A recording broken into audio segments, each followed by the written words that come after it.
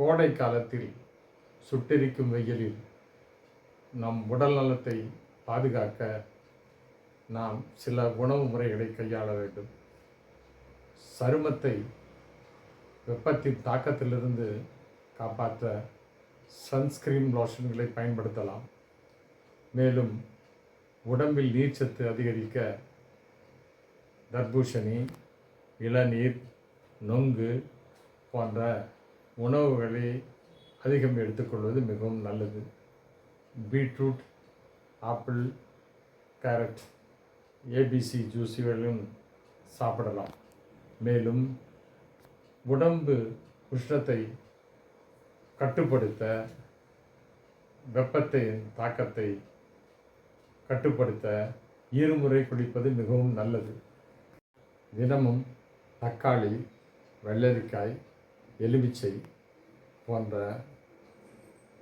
உணவுகளை எடுத்துக்கொள்ளலாம்.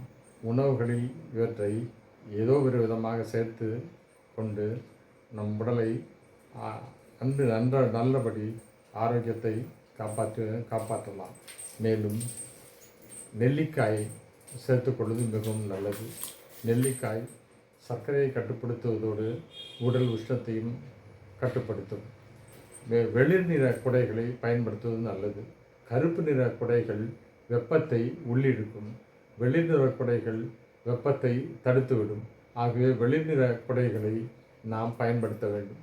மேலும் ஆடைகள் லேசான மிக அதிகம் நிறமுடைய ஆடைகளை உடுத்துவதை தவிர்க்கலாம். கீரை வகைகளை அதிகமாக பயன்படுத்த வேண்டும். கீரை வகைகளை சாப்பிடுவது உடலுக்கு குளிர்ச்சியை கொடுக்கும், இரத்தத்தை சுத்திகரிக்கும், இரத்தத்தில் உள்ள தாதுக்களை சமப்படுத்தும்.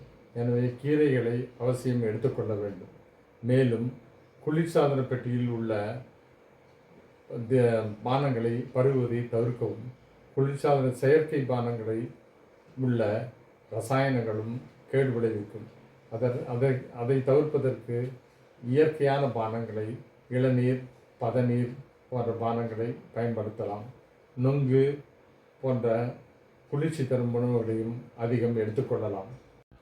உடல் மிக அதிக வெப்பநிலையை அடையும் போது மயக்கம், தசைப்பிடிப்பு, உடற்சோர்வு, பக்கவாதம் போன்றவையான பாதிப்புகள் ஏற்படலாம். இவற்றை தவிர்ப்பதற்கு உடலை உடனடியாக குளிர்ச்சிப்படுத்த வேண்டும். இதற்கான நடைமுறைகள் கைவசத்தில் வைத்திருக்க வேண்டும். உடல் சாதாரணமாக குளிர்வது அவ்வளவு எளிதல்ல. வெப்ப காலத்தில் உடலின் வெப்பம் மிக குறுகிய காலத்திலேயே அதிகரித்துவிடும். ஆனால் எப்பொழுதும் குளிர்ச்சியாக வைத்திருப்பது நல்லது. வயதானவர்கள் கோடை காலத்தில் மிக கவனமாக இருக்க வேண்டும். தாகம் எடுக்கும் உணர்வு அவர்களுக்கு சாதாரணமாக ஏற்படுவதில்லை. அதனால் உடலில் நீர்ச்சத்து குறைந்திருந்தாலும் அவர்களுக்கு தெரிவதில்லை. நீர்ச்சத்து குறைபாட்டினால் ஏற்படும் நோய்கள் உண்டாவதற்கான வாய்ப்புகள் அதிகம் உள்ளன. மேலும் எலக்ட்ரோலைட்ஸ் எனப்படும் இரத்தத்தில் உள்ள கூறுகளின் அளவுகளும் குறைய வாய்ப்புள்ளது. எனவே வயதானவர்கள் தண்ணீர் குடிக்க வேண்டும் என்ற உணர்வு ஏற்படாவிட்டாலும் அவர்கள் தாங்களாகவே அவ்வப்பொழுது ஒரு டம்ளர் 2 டம்ளர் தண்ணீர் பருகுவது மிகவும் அவசியம்.